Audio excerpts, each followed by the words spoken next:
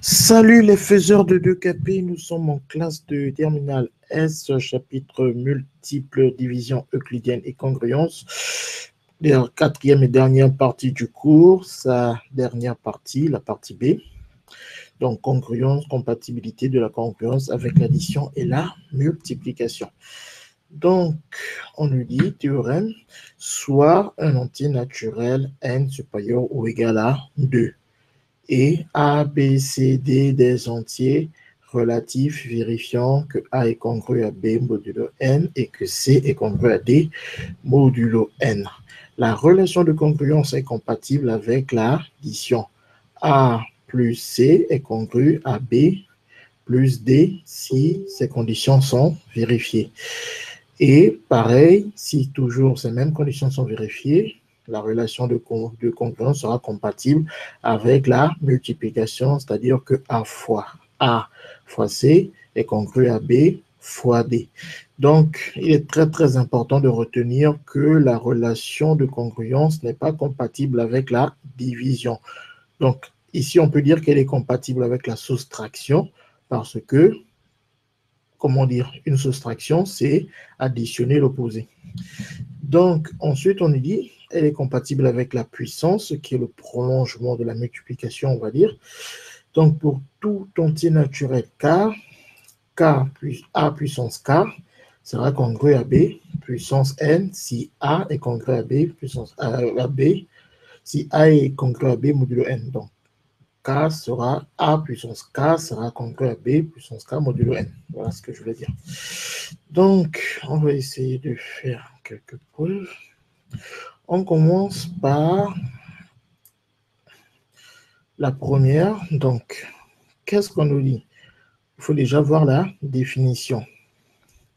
Si A est congru à quoi? À B modulo N, cela veut dire que A moins B est congru à 0 modulo N. Ça veut dire quoi? Ça veut dire que A moins B est divisible par N. Donc, ça veut dire qu'il existe, on va dire, un entier Q, je prends un entier Q appartenant à N, tel que quoi? Tel que A moins B est égal à NQ.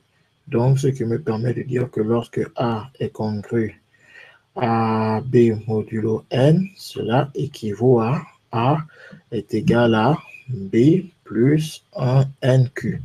Donc, cette égalité va être très importante parce que c'est comme ça que nous allons le plus souvent partir de l'égalité, de la relation de congruence à une égalité. Voilà.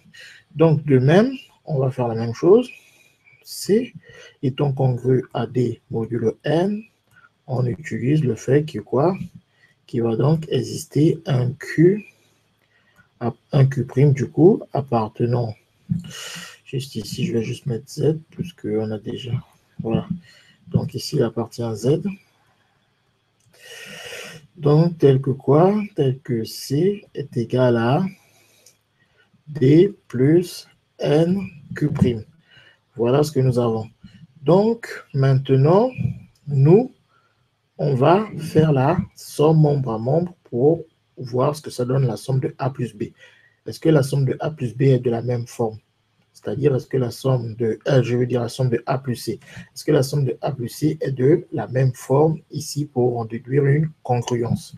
Donc, on y va. On a A plus C, je remplace A par B plus NQ et je remplace, donc je peux mettre des parenthèses pour juste le mettre en avant, parenthèse bien sûr, facultative. Donc, D, C, je le remplace par D plus NQ'. Les parenthèses étant facultatives, on peut les enlever sans que ça change quoi que ce soit. Par contre, le B et le D, on les regroupe ensemble. Et ces deux-là, je vais dire que ça fait N facteur de Q plus Q'. N facteur de Q plus Q'. Voilà. Donc, ici maintenant, s'il faut rajouter des parenthèses facultatives, je pourrais l'écrire comme ça. Donc, ici, ça fait exactement penser à la même égalité. Ou bien, si vous ne le voyez pas, vous pouvez toujours faire passer la somme de B et de D de l'autre côté, pour l'écrire comme ça. Voilà. Donc, voilà. Donc, ici, soit à partir de, comment dire, de cette ligne, on peut conclure, soit à partir de cette ligne, on peut conclure.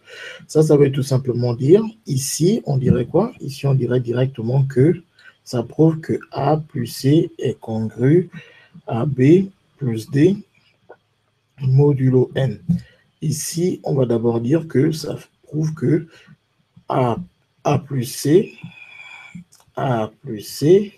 moins B plus D est congru à 0 modulo N, ce qui nous permettra ensuite de dire que ça fait donc A plus C est congru à B plus D modulo N. Voilà, en faisant passer le B plus D de l'autre côté, le moins deviendra plus. Voilà, donc c'est comme si j'avais ça comme ça, plus B plus D en parenthèse, et en enlevant le plus B plus C les parenthèses, ça me donne exactement ceci. Donc, voilà pour la première démonstration. Donc, finalement, cette égalité, nous allons l'utiliser parce qu'elle est vraiment très pratique. Donc, nous allons l'utiliser pour la deuxième démonstration. Donc, on a dit que A étant congru, donc, juste par ça, je rappelle que nous voulons montrer que A fois C est congru à B fois D modulo N. Ce qui revient à dire qu'il faut montrer que A fois C est égal à B fois D plus quoi? Plus N fois un certain Q prime que l'on va essayer de déterminer. Donc, c'est ça qu'on va essayer de déterminer le Q prime. Donc, A est quoi? A il est congru à B modulo N, ce qui équivaut à quoi? À dire qu'il existe un Q appartenant à Z tel que A est égal à B plus NQ. C, il est congru à D modulo N, ce qui équivaut à dire qu'il existe un Q' appartenant à Z tel que C est égal à D plus NQ'. Maintenant, nous allons faire le produit. A fois C, ça va faire B plus NQ, facteur de D plus NQ'. Ensuite, on distribue, donc je distribue le D. Le B d'abord à D, ça me fait BID. Ensuite, ça me fait BNQ'. Ensuite, je distribue le NQ, ça me fait NQD. Je distribue ensuite le N, ça me fait N carré QQ'. Donc, celui-là, je le mets juste en avant. Et le reste, on va voir que il y a un facteur N que l'on peut prendre. N, facteur de quoi? De le premier ici me laisse BQ'. Le deuxième me laisse QD. Et le dernier me laisse, donc comme il y a un carré, j'en prends un, il m'en reste un. Il me reste N et Q fois Q'. Donc, ce qui me permet d'écrire ici, en prenant tout ceci égal à Q', ça prouve bien qu'on a N Q'. Voilà. Et ça prouve quoi? Donc, ça prouve que AC est congru à quoi? À B, D, modulo N. Voilà. Donc, ça, c'est bon. Donc, ensuite, il nous reste la troisième égalité. On nous dit quoi? Troisième égalité. Pour tout cas entier naturel. Donc, pour tout K appartenant à N, on a une propriété πk qui dit que A puissance K est congru à B puissance K modulo N. Donc, on va essayer de démontrer tout ça par récurrence. Donc, on commence par l'initialisation. Donc, l'initialisation, c'est pour la plus petite valeur de K, c'est-à-dire 0. Donc, A puissance 0, ça vaut 1. Et B puissance 0, ça vaut aussi 1. Donc, je rappelle que quand on fait x puissance 0, ça vaut 1, bien sûr, si le x est différent de 0. Donc, on sait qu'un nombre est toujours congru à lui-même. 1 est toujours un nombre étant congru à lui-même, donc 1 est congru à lui-même modulo n. Donc, ça veut dire que A0 est congru à P0 modulo n. Donc, P0, la propriété P0 est vraie. On va maintenant faire les hérédités. Donc, l'hérédité, qu'est-ce que ça dit? On va dire, supposons PK vrai pour un certain cas, montrant que PK plus 1 vrai. Donc, je pense que vous voyez ce que ça veut dire PK plus 1 vrai, c'est-à-dire que A puissance K plus 1 est comment? Est congru à B puissance K plus 1 modulo N. Et là, je vais peut-être aussi préciser ce que ça veut dire. Ça veut dire que A puissance K est congru à B puissance K modulo N. C'est l'hypothèse de récurrence. Donc, on sait que par hypothèse de récurrence que j'ai écrite ici, on a supposé que A puissance K est congru à qui?